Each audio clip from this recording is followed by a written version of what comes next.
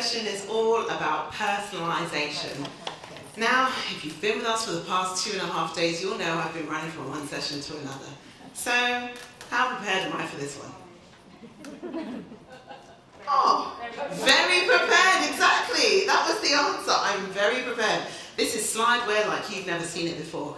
But it's because we've got some bits and pieces that you need to get into it. And one of the biggest things we're going to talk about is obviously data, because you cannot personalise without having good data behind you. So I'm over-prepared for this. You have to be in order to personalise. You've got to know what your people want. How good do you feel when someone's just looking directly at you, listening to you, hearing you, right? It feels really good. Knowing what you're about and knowing what will delight you, you're happy, you feel a bit more engaged. And that's what we try and do with our audiences.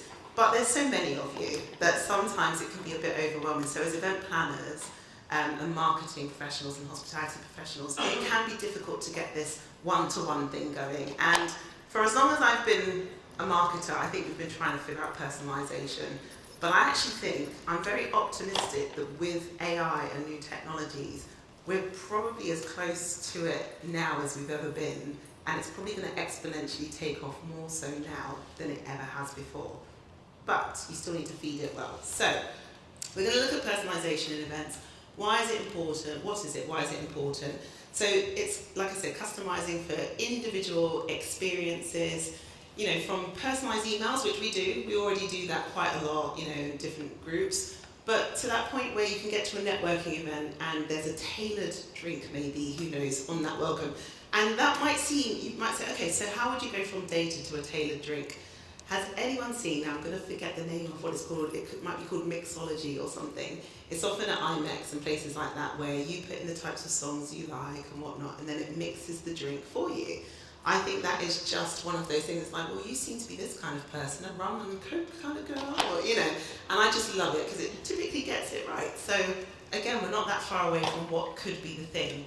Like I said, you can't do any personalisation without data, and you should be thinking about it all the way along the journey. I know this says pre, during, and post, and we often talk about that, but in between as well. You know, your events don't stand alone, and your people don't come to events and stop being people the minute they leave. You know, they are people until your next event, so you have to think about how do I continue to personalise all the way through.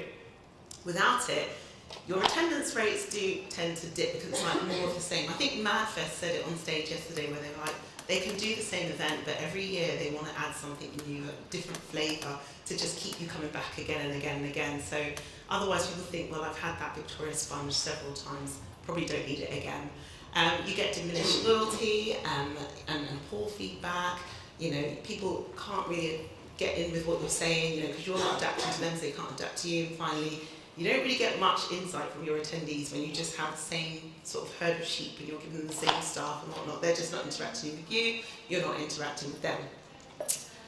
So, this is some good personalisation that you generally see out there anyway. And again, we say, I think sometimes we say as marketers, oh, it's quite hard, but actually you'll see people have been doing this for quite some time and getting it right.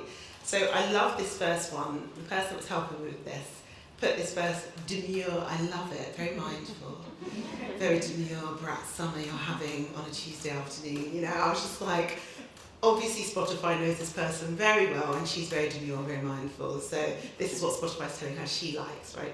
Then, you know, you get things like on Netflix or whatever it is, Amazon Prime, because you did this, we're going to give you this, because you did that, we'll give you that. And then things like, you know, Uber, the rating system. Now, I often tell people, has anyone seen Black Mirror to the point where you've seen it too many times? You know that one where they're giving likes and whatnot? You know, I like this, I don't like this, and then the whole society is built on that structure of likes and dislikes.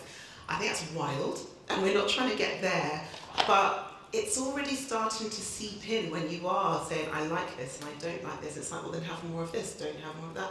And the people, imagine the people in Uber that just have the worst ratings. They're just going to get cancelled at some point, aren't they? So again, tailoring to like, you seem to like this driver. I now know in Uber I can select my favourite drivers and be like, send him back again. You know, it's getting a bit. Anyway, and then on the Coke bottles. So I was very happy that when I went to Bali, there was this can of Coke with Felicia, because it's the closest to my name I've ever seen on a can or bottle of Coke. And I felt so special, even though it wasn't quite right. And I think what that tells you is that even if you're trying to personalise, yes, you might not know every single individual down to the point of that's not how you spell my name, but it's close enough. You've almost found me that I can relate, and I kept that can of Coke for a while before I drank it.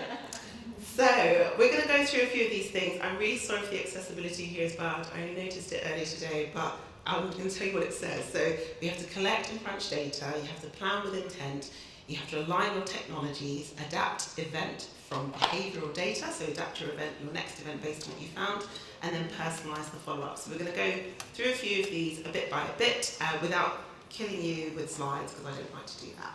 So let's look at collecting and crunching data and planning with intent. So I put this slide up here. Does anyone know this film? If you know it, shout it out. What Women Want. Very good. And this is one of my happy kind of like romantic kind of films. It's kind of funny. And if you've never seen it, what it is Mel here. He is like a marketing professional. He's very brash. He's a man.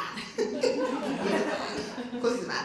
He's very brash, he knows his job really well, but he's a bit too arrogant. And so at one point they give him all these women's things to advertise for, and he doesn't know what he's doing, and he's trying to put on the tights, and he's like putting on the wax and all of that. He slips, he falls, he bangs his head, and the very next day he can hear what women want. And suddenly he becomes a much better marketer than he's ever been before, because he's at yoga and he can just hear all the problems and all the stresses of all these women, and he's collecting all this data, right? And suddenly he can come out with fantastic marketing ideas that suit what women want, because he's listened, which he wasn't doing before, because he was just thinking he's the best marketer that was ever going. And I think sometimes we fall a bit foul of that, where we know how to do our events, and we're like, okay, attendee data's in, know where you're coming from, all of that, I'm just going to collect all this data. You've got it all in, but it's probably just too much. That's quite overwhelming, because you haven't set up the plan of, if I know this, I will do that. If I know where you're coming from, what difference does it make? I ask you specifically where you're coming from for Connect, because there are sometimes tube strikes that happen and train strikes. And so I know that if I know where you're coming from, if something was to happen, I can contact the people that might be coming from the furthest away to personalise something to them, to say, how does this impact you? We got to the point, I'll be very honest with this event, because there was going to be an awful tube strike, where we had lined up, okay, Uber vouchers, lined up, who do we contact, how are we going to get these vouchers? So, it's cancelled, excellent, fantastic, great, don't need to do that. But it meant that we could plan towards something that would have impacted the people, but I had to get that data in first. So you have to look at what difference this data will make to the attendee experience, rather than just blindly collecting tons and tons of data, because you're going to be overwhelmed at the end of it, and you're not going to know what to do with it. And you can use this obviously for your current and your future events. So you have to also dig deeper into that data, look at the survey results. They say, do they want more networking? I know we need to leave more gaps in our agenda for Cvent Connect Europe. I'm very aware. And it's something that I said to my team, now that we've looked at this and we've looked at the running that people are doing from one session to another, I think we're going to develop and design our event a little bit differently next year. Funny enough, when we came back from the pandemic, we left huge gaps, 30-minute gaps in between sessions, because people were not ready to engage with us and adopt all this content. And then slowly we've kind of gone back to content. And next year, I tell you, we're probably going to leave bigger gaps, because we've heard from people they want more time to talk, they want more time to ask questions and get to know each other after the sessions. So that's something immediately, feedback will probably go and change that. So you have to listen to your attendees. What do you learn from your attendees? How can you incorporate that, like I said?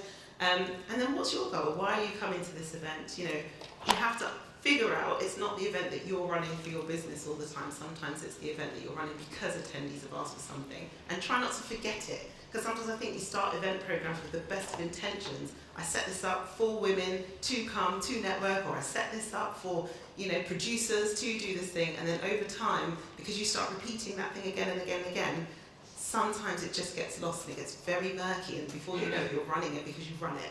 I run this event because I run this event, and I've run it every year for this long, and then the people that are coming are like, it's okay, and that's because you've kind of probably stopped listening to the reason why they're coming to your event, so you have to keep going. And then open-ended questions, don't pigeonhole the answers, yes, no, are good sometimes when you want trend data, but if you want real data, you have to actually sit down. Sometimes a little focus group will help with that. It doesn't have to be always an online survey. Now, aligning your technologies. So choosing the right tech can be difficult, and depending on what kind of organisation you're in, sometimes the tech is just kind of thrown at you. This is what we use. We use this, and this. Good luck, go, hope it works well together, and quite often it doesn't. But where you can, you kind of want to get the technology that would work to help you find the right audience and the right end users and all that, and marry it all back together. So if you have power and control over your technology, just ensure that it can at least talk to each other, so then you can start to see the trends along. So, I always say I'm quite lucky I get to use Cvent, but we also use Salesforce, we also use Marketo and Adobe and things like that, and they happily integrate with each other. So I can start to see, so we've started using Sixth Sense actually. Does anyone know what Sixth Sense is? Yeah, a few nods in the room. Do this if you don't know what Sixth Sense is. Okay, well, great, so I can just describe. See this feedback loop we've got there? So Sixth Sense it's kind of like a data mining tool is the best thing I can say to make it simple. And what it does is it trawls through wherever it can get its hands on, whether that's LinkedIn, whether that's your own Salesforce instance, and it just delves deeper to help you understand what we would call an account. So let's say I want to target HSBC and say you should buy this thing. It will give me a really good picture from what it can find out there of who is in HSBC that could be even mildly interested in your technology. Once I found those people, it helps us to build like an account view of like, this is an influencer, this is a decision maker, this is a user, this is a da-da-da-da. And so I can look at that picture of the people in this account, and then I might say, well, the influencer I might bring to connect, the decision maker I'll take to lunch, the user I'm going to give some training to, and you can just really start to think about how would I target my marketing to this account without saying, hey, do you want to come to the networking drinks? Because maybe the CEO doesn't want to come to the networking drinks, so it really helps if you get that technology stack right, and then that feeds back into Salesforce. Then our salespeople are calling in the right way, that feeds back into my event technology, and so on and so forth. So it's quite an important thing, and we say it quite often, but I think sometimes people think we're just trying to pitch Cvent. Yes, we are, that's why you come here, but it's more about, does that tech talk to that tech, and how, and what data am I getting out of it so it can be useful. So this is where we talk about things like open APIs, integrations, are we trained on how to use the technology and whatnot, so that we can use it in the right way. And so Cvent. So this is what we do, where we have a smooth transfer of data. So this is just showing you some of that MarTech we were talking about. HubSpot's also a good one. I would say integrations grow and change. So let's say you looked at an integration 2-3 years ago, it might not have been suitable, but they actually continuously develop. So, maybe go back and reinvestigate sometimes, but you have to be asking the right questions. And that question is going to be, when the data comes here, in what format, how will it, go and be written over here, and then how will it go back across? I think sometimes it's getting into that level of conversation so that you understand what you are looking for. Okay, so lots of words on this slide. So you need to be able to analyze your data. Now, I'm not going to really read out here. You can read it. Did they like it? Did they understand it? Is this great? You need to be able to interrogate your data. One of the first things I'll say here is that typically, we've made people do this themselves. It's like, go and look at the data, analyze it. And you're like, nah, I'm running to my next event. I don't really have time to go back and analyze my data. This is where AI starts to play a role, and technology of, can your tech do some of this analysis for you?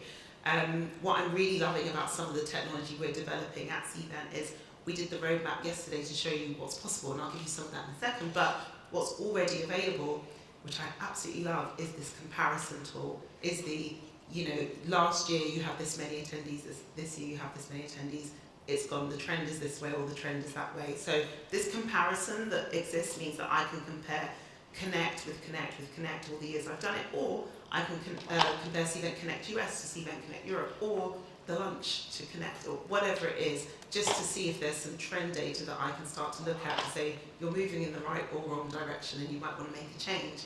I think, for me, this has been one of the best pieces of technologies to come, because I don't genuinely have the time. I'm asked all the time, what about this, what about that, how have we grown, how have we shrunk, blah, blah, blah. I could go back and look at it, I just don't have time. So I'm grateful that technology is starting to get us into that place where we can look at these things. And then back to that personalisation. So this is that I guess was more the reporting up and also making changes, but getting down into, what are your people doing? Are they using the polls? Is it worth having them? Don't put polls in every session. I tell you, when we first, I don't know why, but at some point, we were putting polls in every session because it's engagement. How will we engage people? We'll do a poll, we'll do a Q&A, we'll do this, we'll do that. And actually, sometimes people are not even engaged in the poll, so just take them out. Sometimes, I tell you what I love, and I'm not doing it now, but I'm going to at some point. I love just picking up the microphone again and going around the room and like, what do you think? Because just because I'm standing on stage, you're all experts in the room, you all do this job day in, day out, right? So sometimes to get that engagement, you might look at the data and say, well, only 52% of people engaged in the poll answered it. Forget that, let's just go back to, or remember that box that you used to chuck out as like a microphone and you just chuck it to people? Maybe that's the thing that you need to do, but start looking at that data and it will tell you, how do I need to change this event to suit the people that are coming?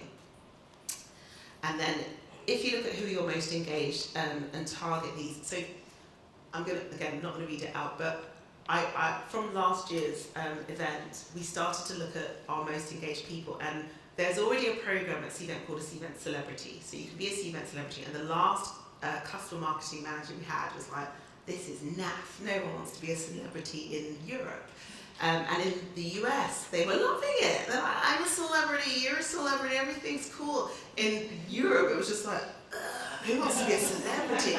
And funny enough, Dermot O'Leary himself. So Dermot, who did we have last year? Claudia Winkleman. They've got this VOG that says, introducing your celebrity, blah, blah, blah. And what's her name? Claudia was just like, oh no, I don't want to be a celebrity. Dermot yesterday was like, I don't want to be a celebrity. And I was like, but you are. Why are you running away from these terminologies? And he said, because it diminishes us to nothing. Is that all I am? I'm just a celebrity. I'm a host, I'm a broadcaster, I'm an expert. I've got things that I'm knowledgeable about. And again, with OT as well. And it's like, I'm a dancer. This is my job. That diminishes people, and again, if you don't ask and you don't have this conversation, you don't know. You're just thinking you're slapping this label on people like, you're special, and they're like, ooh, that's horrible. So, I've just completely diminished a program that we have running. But the point is, we've got to know what they like, and we've got to engage them and figure out, it's not the problem. The problem isn't the word, it's what do I get for being a celebrity? How are you engaging me? So we took some of our most engaged people and we really nurtured them throughout this year. And we realised, obviously they're advocates, right? So we looked at all these engagement scores and whatnot, and we were like, you're an advocate, yes, we're calling it celebrity, but what this really means is this. Can you help us to beta test? Can you help us to speak in our panels? Can you help us? And just brought them along with us, and they were like, yes, of course we will, because that's the core of what we actually are. So it's really good to figure out, once you've got these engaged people, what are you going to do with them? So calling them celebrity, maybe not, but really bringing them along actually works out quite well.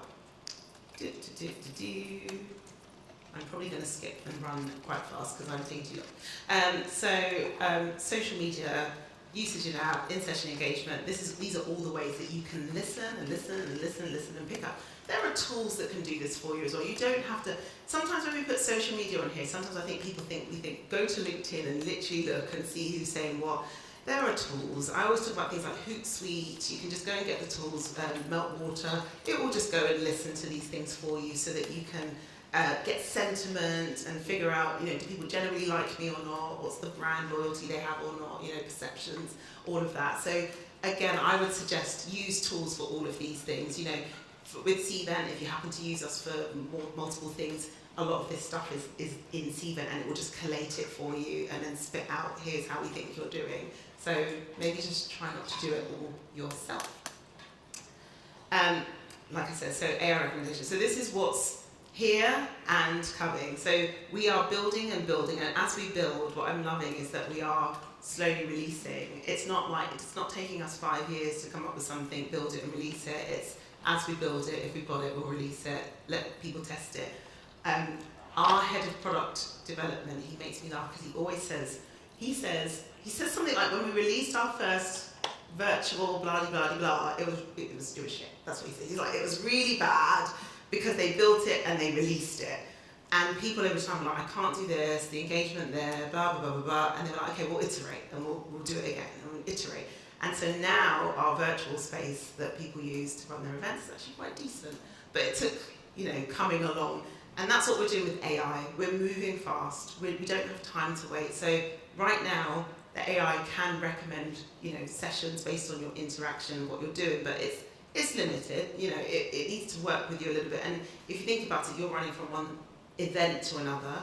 So it's not necessarily right now with the way you build your event storing, but at the last event you like this, and so at this event you're like that. So there's some work to do to connect the dots, but at least for an event when you're here for multi-days, it will start to figure you out a little bit and start to recommend to you what sessions you might like if you turn it on.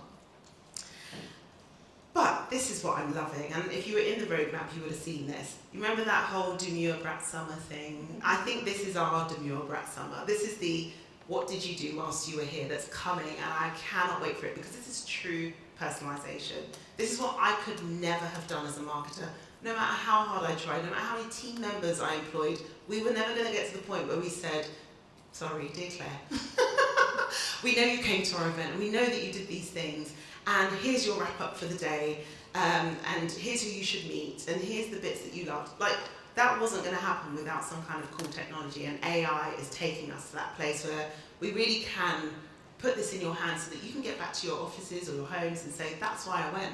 That was the value of coming to that event. And quite often people need to prove that to their bosses, they've paid for you to travel, or, for your tickets and whatnot. So you have to be able to go back and prove this was why I came. And maybe share it with your colleagues as well to tell them that next time they might want to do it.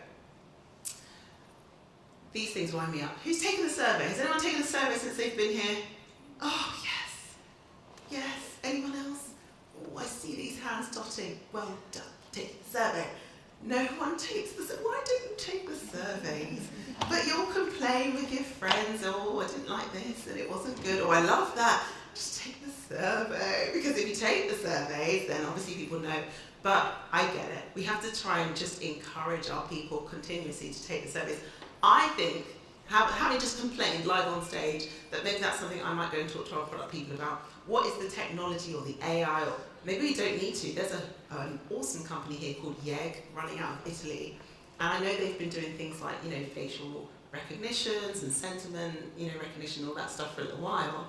What if that was the survey? I don't know, because people seem to not want to go back in and do it. So maybe there's a way that you could just get this. People took 100 pictures, they're generally happy, or some facial recognition.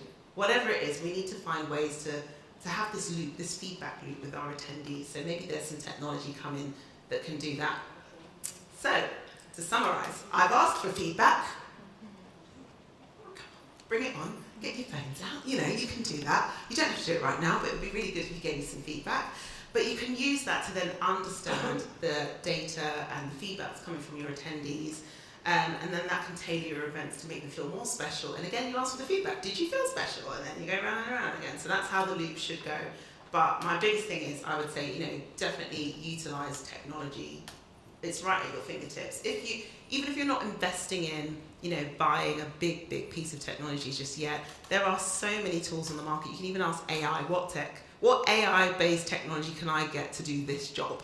And I think that's the really big thing you have to do. You have to be intentional. You don't just want to say, oh, I've personalised. Personalised what? Why? For what purpose?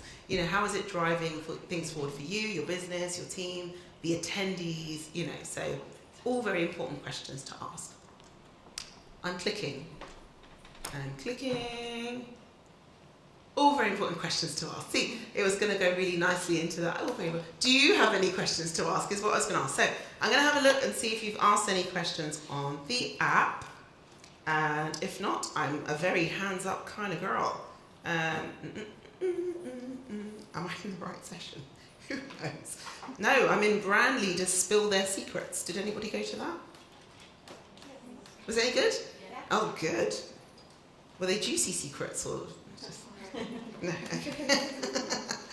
All right, do we have any hands up in the room? Because I'm happy to take a question live. I definitely didn't come to the right session. Hello. Hi. A question I wanted to ask you about when you get data, not being rude, but how seriously do you take some of it? So if you get feedback and people go, oh, we're rushing around too much, we'd like more networking time. You know the old adage that estate agents use, that buyers are liars? Actually, they don't want more networking time, they'll just go and sit quietly behind a pot plant and look at their phones. And actually, you shouldn't always give people what they want because they don't really want it. I believe in that quite a lot, and I said on main stage, I'm sorry to say, I'm sorry to tell you that, but it's because when I said on stage yesterday, there are segments, so it's coming in the product that segments can be built based on what people do. So a lot of what we're building into our technology with Cvent is, you know, your badge that you're wearing tells me what you're actually doing, and then we build segments based. We're going to build segments based on that. The reason why I say I believe in that a lot is because if I look at the behaviour and I see that your badge tells me that you went into like 10 sessions that day, and I'm like, how did they even manage? There weren't even that, you know, many available. I'm probably going to believe that data more so than the survey that said there were too many sessions. Your behaviour will tell me you're loving it and you're doing it. And so I would use data wisely. If I don't have the other side of that coin to tell me your behaviour, then I would probably just go with the survey, because I can only go with what you tell me. But I really do think that you're, similarly in other marketing areas, not just events, we watch behaviour a lot. You know, we do it better, I think, as marketers. I hate to say it, but I do think that marketers are really good at looking at digital data and looking at the behaviour of people to look at their intent. That's what Sixth Sense uses. It uses intent signals. They are going here, they're doing that, they're researching, and then that person says, oh, I'm not interested in that product. I'm like, well, yeah, you are. So yeah. Oh, let me look at the app. I'm looking at the app. No, any more hands in the room? Are you all experts now? Are you going to go and personalise? No? No more? Awesome. We have 3 solid minutes left, so now you've got time to take the survey. So if you feel to do so, it's quite warm in here though, it might be because I'm on stage in front of bright lights. So if you can, please do take the survey. It always helps me to know what more did you want. Maybe it could have gone a bit deeper or a bit lighter. I'd love to know what you'd like. Just take the general event survey. I'm telling everyone that I can there's going to be an awesome party in the Innovation Pavilion. At the end of the day today, we've got a big band coming. It's going to be fantastic. So if you stay for a little bit, just enjoy that and let your hair down. That's going to be the point where people tell me it's too loud, I wanted to network, but you're dancing. So it's going to be all of that. But thank you so much for this. It's been wonderful.